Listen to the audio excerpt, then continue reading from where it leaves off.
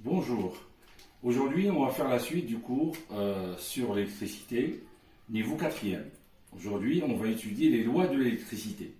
C'est-à-dire, on va étudier les deux types de montage ou de circuit, circuit en série et circuit en dérivation. On va mettre le circuit en série devant le circuit en dérivation et on va étudier le comportement de l'intensité dans l'un et dans l'autre. De même, on va étudier le comportement de la tension dans le circuit en série et dans le circuit en dérivation. Et on va avoir 4 équations, 2 équations pour l'intensité et 2 équations pour la tension. Ces équations, ça s'appelle les lois. Donc, on va commencer par la séquence numéro 2. Alors, il s'agit de la séquence numéro 2, les lois de l'électricité. Séance numéro 1. Les lois DI. I, ça veut dire intensité. Et U c'est la tension. Les lois des intensités et des tensions. Grand A, on va étudier le circuit en série. Comment se comportent I et U dans un circuit en série. Grand B, on va faire la même chose pour un circuit en dérivation. Petit 1, les lois DI. Donc les lois des intensités dans un circuit en série. On prend un circuit en série, c'est celui-là, dans lequel j'ai intégré 3 ampères-mètres. Un ampère-mètre que j'ai appelé A1, un ampère-mètre que j'ai appelé A2 et un ampère-mètre que j'ai appelé A3. L'ampère-mètre A1 affiche une valeur I1. Donc on va supposer par exemple que l'ampère-mètre 1 indique 1 ampère. D'accord? L'ampère-mètre A2 indique aussi 1 ampère. Par expérience, parce que j'ai fait l'expérience avant. L'ampère-mètre A3 va indiquer aussi et je mets la valeur affichée juste à côté, il affiche à ma surprise aussi 1 ampère. Donc l'ampère-mètre A1 affiche 1 ampère, A2 pareil et A3 pareil. Donc je constate que l'intensité est la même partout. Que je mette mon ampère-mètre ici, ou après la lampe L1, ou entre L1 et L2, ou après L2, et bien quel que soit l'endroit où je vais placer mon ampère-mètre, je me rends compte que l'intensité est toujours de 1 ampère, 1 ampère, 1 ampère, 1 ampère. Donc l'intensité est la même partout. Donc ça, c'est une loi. Ça, c'est la loi des intensités dans un circuit en série. Donc la loi, je viens de l'écrire ici. I1 égale à I2 égale à I3 égale. S'il y a 1000 ampères-mètres, ben on va voir les 1000 ampères-mètres qui vont afficher la même chose. Donc ici, par exemple, 1 ampère. D'accord? Donc c'est ça la loi on l'appelle la loi d'unicité. Unicité, ça vient du mot unique. Donc le courant est unique. 1 ampère, 1 ampère, 1 ampère. La valeur est unique, c'est-à-dire c'est toujours 1 ampère. C'est pour ça qu'on l'appelle la loi d'unicité des I, des intensités. Donc dans un circuit en série, d'accord, l'intensité du courant est la même partout. Elle ne change pas. Hein? Si je traverse la lampe L1 par 2 ampères, 1 ampère, ben la lampe L2 va être traversée par 1 ampère, etc. Et ça continue. Donc, deuxièmement, les lois des tensions. Les lois des tensions. U, je rappelle que U, c'est la tension. C'est une notation de la tension. Je prends toujours un circuit en série, le voilà, une pile et 2 lampes. La lampe L1 et L2. L1 et L2. L1 et L2. Donc, je vais placer des voltmètres partout, d'accord? Je place un voltmètre ici, au-dessus de la pile, pour mesurer la tension de la pile. D'accord? Je place un autre voltmètre ici pour mesurer la tension de la lampe L2. Et je place un voltmètre ici pour mesurer la tension de la lampe L1. D'accord? Imaginons, par exemple, j'ai fait l'expérience, ici par exemple, U égale à 4 volts. Imaginons que le voltmètre ici m'indique une valeur de 4 volts. Donc la tension de la pile, au bord de la pile, est égale à 4 volts. Eh bien, ici, moi j'ai fait l'expérience, j'ai trouvé ici que U1 comme L1, U1, la densité de L1, est égale à 1 volt. Par exemple, 1 volt, 1 V. D'accord? Et j'ai vu que la tension au bord de L2, que j'appellerai U2, eh bien, est égale à 3 volts. Donc, si je regarde bien ces valeurs, 4 volts, 1 volt, 3 volts, je constate que si j'additionne celle-là à celle-là, 3 plus 1, ça donne 4.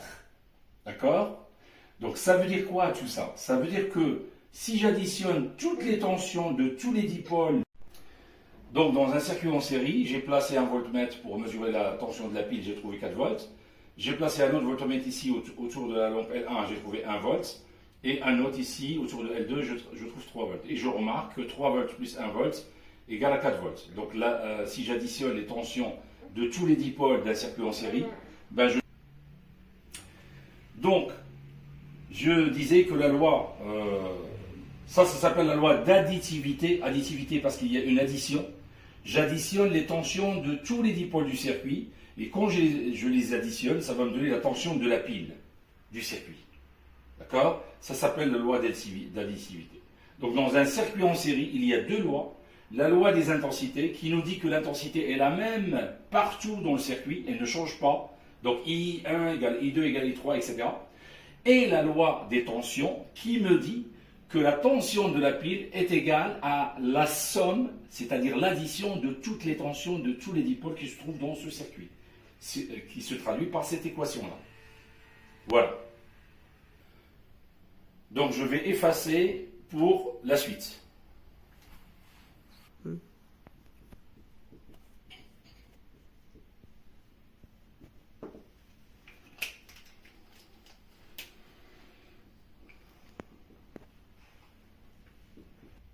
Alors maintenant dans le B, on a un circuit en dérivation.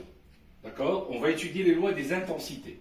On a un circuit en dérivation. Vous voyez bien que j'ai une pile en dérivation avec cette lampe, avec celle-là. D'accord? Alors, après la pile, j'ai mis un ampèremètre pour mesurer le courant qui sort de la pile dans cette branche-là. Le courant qui circule dans toutes ces branches-là, ça s'appelle I. Voilà. Hein. Là, ça s'appelle I. Là, il y a deux nœuds. D'accord? Donc, quand j'arrive ici, ce courant se partage en un courant que j'ai appelé I1 qui va traverser la lampe L1 et qui est mesuré par le ampèremètre A1. Je trouve dans mon expérience I1 égale 1 ampère. D'accord? Et un courant qui s'appelle I2 qui va dans la lampe L2. Je trouve I2 égale à 2 ampères. Donc là, je constate tout de suite, et là j'ai mesuré aussi, j'ai trouvé 3 ampères.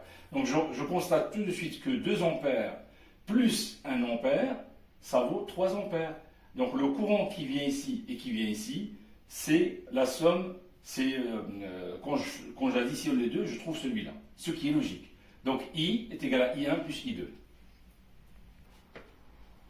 Donc ici, on écrit la loi d'additivité. J'additionne les courants qui sont dans chaque branche. D'accord?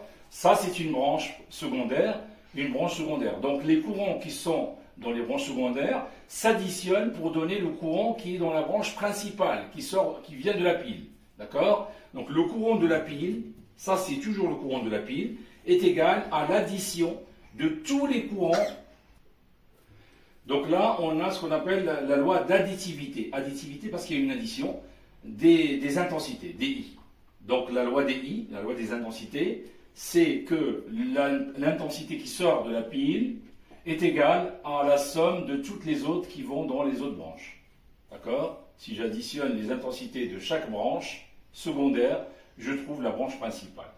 Ah, le courant de la pile est égal à 3 ampères. Il y a 1 ampère qui va là et 2 ampères qui vont là. D'accord? Le courant ne se perd pas. Donc là, on avait vu la loi des intensités. Petit 2, la loi des tensions. Tension U, hein, comme on l'appelle U souvent. Je prends un circuit en dérivation, une pile en dérivation avec L1, une dérivation avec L2. D'accord? Eh bien, quand je mesure avec un voltmètre la tension de la pile, je trouve 2 volts. Par exemple, je prends un autre voltmètre, je vais mesurer la tension de la lampe L1. Je trouve toujours 2 volts. Et pareil pour L2, je trouve toujours 2 volts. Donc je trouve 2 volts, 2 volts, 2 volts. Donc tout dipôle en dérivation possède la même tension. Cette lampe-là, donc je précise que cette lampe-là est en dérivation avec celle-là, est en dérivation avec la pile. Donc tous ces dipôles qui sont en dérivation doivent avoir la même tension. Par expérience, je trouve par exemple 2 volts, 2 volts, 2 volts. Donc c'est la loi d'unicité. Unicité pour dire que la tension est unique. Elle est égale partout. D'accord? U de la pile est égal à U1 de la lampe L1 est égal à U2 de la lampe L2. D'accord? Donc voilà la loi d'unicité des tensions dans le circuit en dérivation. Maintenant, je vais donner le résumé de toutes les lois. Il y en a 4. Donc maintenant, je vais donner ce résumé pour que tout le monde connaisse ces 4 lois. Donc je vais effacer. Alors, on va résumer les 4 lois. Alors, dans cette colonne, j'ai mis le circuit en série. Voilà, un circuit en série avec 2 lampes, une pile. Et à droite, je mets un circuit en dérivation avec toujours 2 lampes et une pile. D'accord? Donc, quand je ne dessine pas les appareils de mesure, ça ne sert à rien parce que ça va encombrer le montage. J'ai mis U au-dessus pour dire que la tension de la pile c'est U, tension de L1 c'est U1, tension de la lampe L2 c'est U2, et les courants c'est pareil. Le courant qui part ici ça s'appelle I1, là c'est I2, là c'est I. Je constate, c'est ce que j'ai dit tout à l'heure, I égale I1 égale I2, c'est le même courant, I égale I1 égale I2, donc le courant est le même partout dans un circuit en série, ça s'appelle la loi d'unicité, le courant est unique, loi d'unicité, c'est-à-dire il est égal. Pour la tension, c'est pas pareil, la tension de la pile est égale à celle-là plus celle-là, donc U égale U1 plus I2, donc c'est la loi d'additivité des U, additivité parce qu'il y a une addition. Quand on prend le circuit en dérivation, c'est le contraire, on va constater que s'il y a égalité ici, il y a addition ici. S'il y a addition ici, il y a égalité ici. Et même là, s'il y a addition là, là il y a égalité. S'il y a égalité ici, il y a addition. C'est magique. En fait, c'est comme ça. Donc dans un circuit en dérivation, je résume ce que j'ai expliqué tout à l'heure. La tension, le courant qui part de la pile, quand il arrive sur un nœud, il se partage en 2 parties. I1 et I2. Pardon. Donc I qui arrive dans un nœud est égal à I1 plus I2. Donc, le courant I égale à I1 plus I2. C'est ce que j'ai écrit ici, c'est la loi d'additivité, parce qu'il y a addition. Le courant de la pile est égal au courant qui va dans la branche numéro 1, plus le courant qui va dans la branche numéro 2. Branche numéro 1, branche numéro 2. D'accord? Il y a 2 branches. D'accord? Et la tension est la même. Cette tension est égale à celle-là, est égale à celle-là. La tension de la pile est égale à la tension de tous les dipôles qui sont en dérivation avec la pile. Donc ça s'appelle la loi d'unicité. Donc, quand je dispose les I avec les I pour un circuit en série avec les I pour un circuit en dérivation, ils sont opposés. Quand l'un fait l'égalité, l'autre fait l'addition. Pareil pour la tension. Quand il y a addition des tensions dans un circuit en série, addition des tensions, il y a égalité des tensions. Voilà. Donc, grosso modo, sur le schéma, ne regardez pas là, je regardais juste ma main, sur ce schéma, quand il y a un circuit en série, le courant est le même. Donc, I égale à I1, égale à I2, égale à I3, bon, le courant est le même. Par contre, la tension de la pile est égale à l'addition de toutes les autres tensions de tous les dipôles. Quand j'arrive dans un circuit en... Alors, pour un circuit en dérivation, vous voyez juste le schéma, j'ai la tension de tous les dipôles qui sont en dérivation, par exemple là, là et là. Donc, cette tension-là qui s'appelle... Donc, voilà, ce qu'il faut retenir, c'est ce schéma-là. Hein, c'est vraiment le résumé. Et pour se rappeler des équations, des lois, il suffit par exemple d'apprendre les 2 lois-là pour le série. Pour la dérivation, il faut juste pour le circuit en dérivation, il faut juste faire le contraire de ça. Quand il y a égalité ici, pour le circuit en dérivation, je vais faire l'addition. Là, je vais mettre plus, plus. D'accord? Par exemple, là, ça devient plus. C'est-à-dire l'intensité du courant de la pile est égale à la somme, l'addition de tous les autres. Alors que là, la tension de la pile est égale à toutes celles des autres dipôles. Et là, c'est pareil. Donc, il suffit que j'apprenne qu'il y a addition ici. Là-bas, il va y avoir le contraire. Pas addition, égalité. C'est ce qui est là. La tension de la pile est égale à l'addition, la somme des tensions de tous les dipôles qui sont dans le circuit. Par contre, là, c'est l'inverse. Toutes les tensions des dipôles en dérivation sont égales. Voilà. Je rajoute juste une remarque. RQ, ça veut dire remarque. Alors, une remarque, quand il y a un nœud, N, et quand il y a par exemple un courant qui arrive sur le nœud, et d'autres qui repartent du nœud,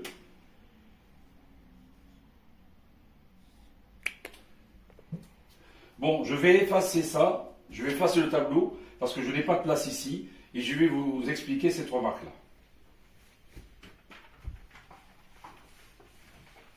Donc j'ai un nœud ici. Quand il y a un nœud dans un circuit, il y a des courants qui arrivent dans le nœud, sur le nœud, par exemple ça, I. Il y en a d'autres qui repartent du nœud. Il repart du nœud. Celui-là, il arrive sur le nœud. celui-là il repart, celui-là il repart. Par exemple, ça, je vais l'appeler I1 et ça, je vais l'appeler I2.